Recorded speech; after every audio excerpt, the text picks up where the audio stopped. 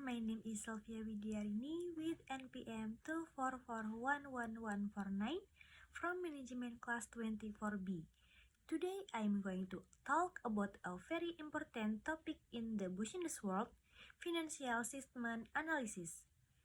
This topic is crucial for understanding how a company performs, how healthy is financial, and how it can grow in the future. So, let's begin our presentation.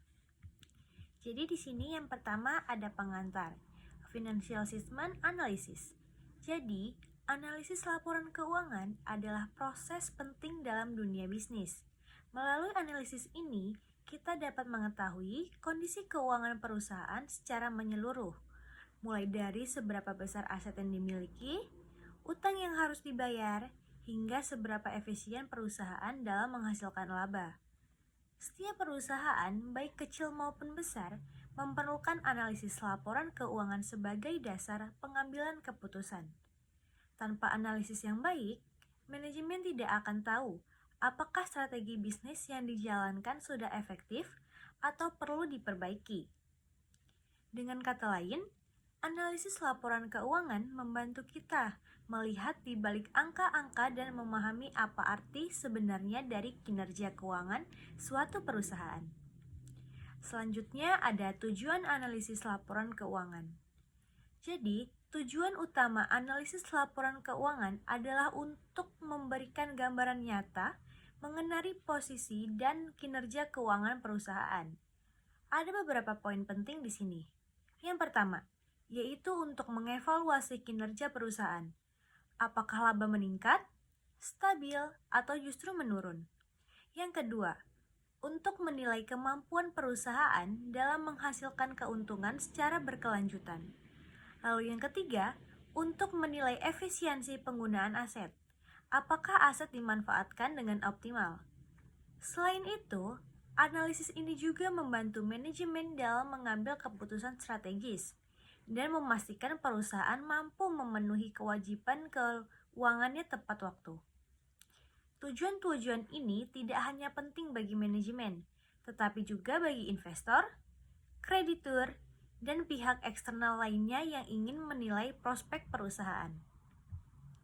Selanjutnya ada jenis-jenis laporan keuangan. Analisis laporan keuangan memiliki beberapa pendekatan atau jenis. Yang pertama, ada analisis horizontal, yaitu membandingkan laporan keuangan dari beberapa periode untuk melihat perkembangan dari waktu ke waktu. Misalnya, apakah penjualan tahun ini meningkat dibanding tahun lalu? Yang kedua, analisis vertikal, yang berfokus pada proporsi tiap pos dalam satu laporan keuangan. Misalnya, berapa persen biaya operasional terhadap total pendapatan? Yang ketiga, analisis rasio keuangan, yaitu menggunakan perbandingan antar pos untuk menilai kinerja keuangan seperti rasio laba, likuiditas, dan solvabilitas. Yang keempat, analisis tren, yang digunakan untuk melihat arah perubahan atau pola keuangan dalam jangka panjang. Dan yang terakhir, analisis prospek. Jenis ini digunakan untuk menilai potensi pertumbuhan di masa depan dengan mempertimbangkan faktor internal dan eksternal seperti kondisi pasar, pesaing, serta stabilitas ekonomi. Selanjutnya ada komponen laporan keuangan. Dalam menganalisis laporan keuangan, ada 3 laporan utama yang menjadi fokus perhatian. Pertama adalah laporan laba rugi, yang menggambarkan pendapatan biaya dan laba bersih perusahaan. Laporan ini menunjukkan seberapa efisien perusahaan menjalankan kegiatan operasionalnya.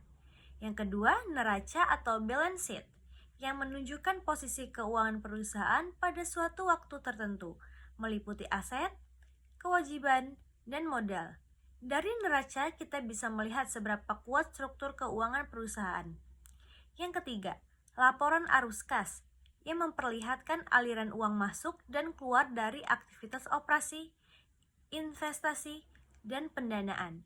Laporan ini penting untuk melihat kemampuan perusahaan menjaga likuiditas dan memenuhi kebutuhan kasnya. Ketiga komponen ini saling berkaitan dan menjadi dasar bagi setiap bentuk analisis keuangan. Selanjutnya ada jenis-jenis rasio keuangan. Nah, sekarang kita masuk ke bagian yang paling sering digunakan dalam analisis, yaitu rasio keuangan. Ada 4 kelompok utama. Yang pertama, rasio likuiditas. Digunakan untuk menilai kemampuan perusahaan dan memenuhi kewajiban jangka pendek. Contohnya, current ratio dan quick ratio. Yang kedua, ada rasio profitabilitas yang mengukur kemampuan perusahaan menghasilkan laba. Beberapa contoh rasio ini adalah net profit margin, return on asset atau ROA, dan return on equity atau ROE.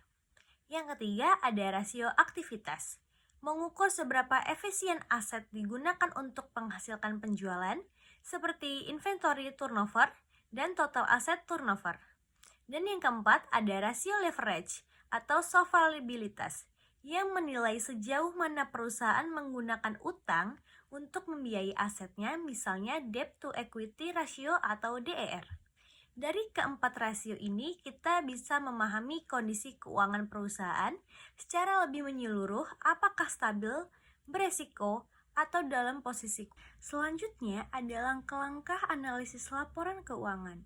Untuk melakukan analisis, ada beberapa langkah yang perlu dilakukan. Yang pertama, kumpulkan laporan keuangan yang lengkap.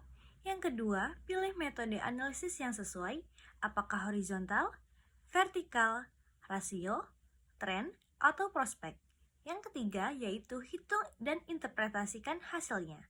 Dan yang terakhir adalah membandingkan hasil tersebut dengan periode sebelumnya atau perusahaan sejenisnya, lalu membuat kesimpulan mengenai kondisi dan kinerja keuangan perusahaan berdasarkan temuan analisis tersebut.